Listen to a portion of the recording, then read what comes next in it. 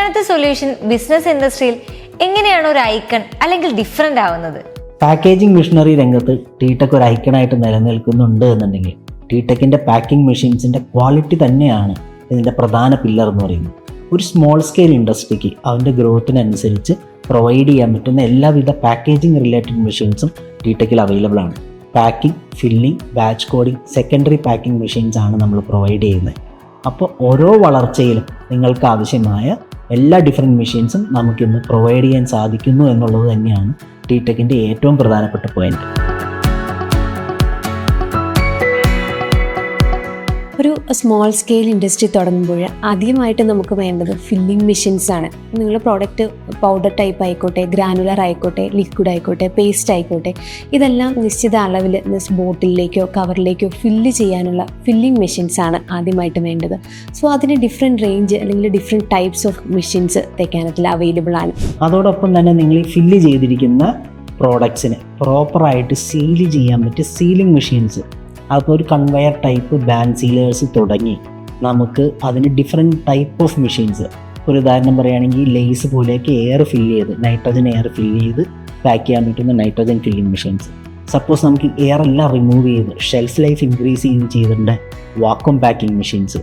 അതുപോലെ ബോട്ടിൽസൊക്കെ ആണെങ്കിൽ അതിൻ്റെ ക്യാപ്പിംഗ് മെഷീൻസ്, ഫോയിൽ കോട്ട് ചെയ്യേണ്ടതാണെങ്കിൽ ഫോയിൽ കോട്ടിംഗ് മെഷീൻസ്, അങ്ങനെ different type of machines sealing സെഗ്മെൻറ്റിലും ഇന്ന് ടീടെക്കിൽ അവൈലബിൾ ആണ്. സോ അടുത്ത ഇമ്പോർട്ടൻ്റ് ആയിട്ടുള്ള ഒരു സെക്ഷൻ എന്ന് പറയുന്നത് കോഡിംഗ് മെഷീൻസ് ആണ്. അതായത് നിങ്ങളുടെ പ്രൊഡക്റ്റിൻ്റെ batch number, barcode, MRP, manufacturing date ഇതെല്ലാം പ്രിൻറ്റ് ചെയ്യുന്ന ബാച്ച് കോഡിംഗ് മെഷീൻസ്.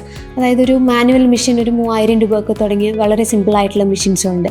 അതോടൊപ്പം തന്നെ ഡിജിറ്റലിലേക്ക് വരുമ്പോൾ ഒരു 15,000 തൊട്ട് മുകളിലേക്ക് ഡിഫറെൻറ്റ് ടൈപ്സ് ഓഫ് മെഷീൻസ് നമുക്ക് അവൈലബിൾ ആണ്.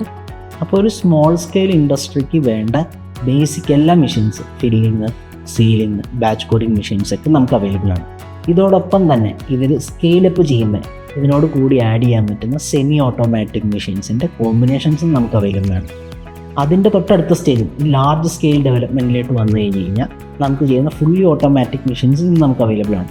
ഒരു ഉദാഹരണത്തിന് നമുക്ക് പാക്കറ്റിൽ പാക്ക് ചെയ്യുന്ന ഗ്രാനുവൽസ് തന്നെ എടുത്താൽ ഇതിനെ ഫില്ല് ചെയ്ത് പാക്ക് ചെയ്യാൻ പറ്റുന്ന ഫുള്ളി ഓട്ടോമാറ്റഡ് മെഷീൻസ് അവൈലബിൾ ആണ്. പ്രോഡക്റ്റ് നമ്മളുടെ മെഷീനിൽ ലോഡ് ചെയ്യുക, അതിൻ്റെ ഫിലിം റോൾ ലോഡ് ചെയ്യുക, വേണ്ട അളവ് സെലക്ട് ചെയ്ത് കൊടുക്കുക, അളവിനനുസരിച്ച് മെഷർ ചെയ്ത് കവർ ഫോം ചെയ്ത് ഇതിനെ ഫിൽ ചെയ്ത് സീൽ ചെയ്ത് ബാച്ച് കോഡ് പ്രിൻറ്റ് ചെയ്ത് അതിന് സിംഗിൾ യൂണിറ്റ് ആയിട്ടോ അല്ലെങ്കിൽ ഒരു ബഞ്ച് ഓഫ് ഒരു 10 പാക്കറ്റിൻ്റെ ഒരുമിച്ചുള്ള ഒരു ചെയിൻ പോലെയോ നമുക്ക് ഔട്ട്പുട്ട് എടുക്കാൻ പറ്റുന്ന ഫുള്ളി ഓട്ടോമാറ്റിക് മെഷീൻസ് നമുക്ക് അവൈലബിൾ ആണ്.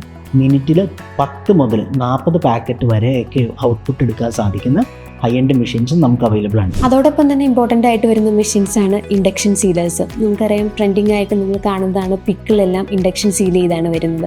ലീക്ക് പ്രൂഫ് ആയിട്ടും അതുപോലെ തന്നെ അതിൻ്റെ ഷെൽഫ് ലൈഫ് കൂടാൻ ഒക്കെ സഹായിക്കുന്നത് ഇൻഡക്ഷൻ സീലിംഗ് മെഷീൻസ് ആണ്.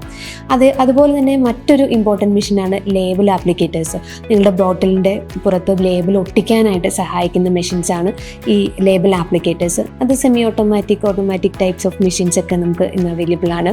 ഇതിൻ്റെ ഒപ്പം തന്നെ നമുക്ക് വേണ്ട ഒരു സാധനം ബാച്ച് കോഡിങ്. ഇപ്പോൾ സ്മോൾ സ്കെയിൽ ഇൻഡസ്ട്രിയിൽ നമ്മൾ കണ്ടു ചെറിയ ഹാൻഡ് ടൈപ്പ്, അതല്ലെങ്കിൽ ചെറിയ ഡിജിറ്റൽ മെഷീൻസ്, കൈ ഉപയോഗിച്ച് ചെയ്യാൻ പറ്റുന്ന മെഷീൻസ്.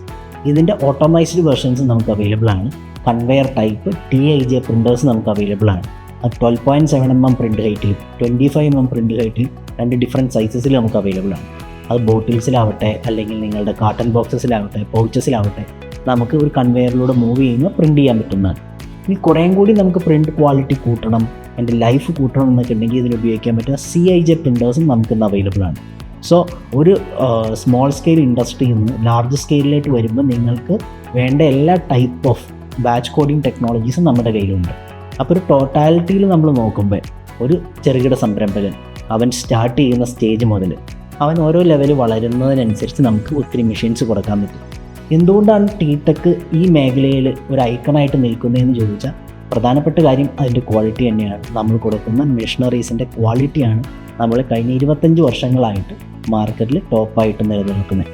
ഇതോടൊപ്പം തന്നെ കോസ്റ്റ് എഫക്റ്റീവ്നെസ്, കസ്റ്റമേഴ്സിന് അഫോർഡബിൾ ആയിട്ടുള്ള പ്രൈസിൽ ഒരു MNC കമ്പനിയുടെ പ്രോഡക്റ്റ് എങ്ങനെ മാർക്കറ്റിൽ വരുന്നു അതേ ക്വാളിറ്റിയിൽ എത്തിക്കാൻ പറ്റുന്ന different type of semi automatic machines affordable പ്രൈസിൽ നമുക്ക് മാർക്കറ്റിൽ എത്തിക്കാൻ സാധിക്കുന്നു എന്നുള്ളത് തന്നെയാണ്. അതുപോലെ തന്നെ നമ്മളുടെ മെഷീൻസിൻ്റെ എഫിഷ്യൻസി, നല്ല പെർഫെക്റ്റ് പാക്കിങ്, നല്ല സ്പീഡിൽ പ്രൊഡക്ഷനെ സപ്പോർട്ട് ചെയ്യുന്ന സ്റ്റൈലിൽ പ്രൊവൈഡ് ചെയ്യാൻ സാധിക്കുന്നു എന്നുള്ളത് കൊണ്ട് തന്നെയാണ് നമ്മുടെ ടി ടെക് കഴിഞ്ഞ 25 വർഷമായിട്ട് ഒരു ഐക്കണായിട്ട് നിൽക്കുന്നത്.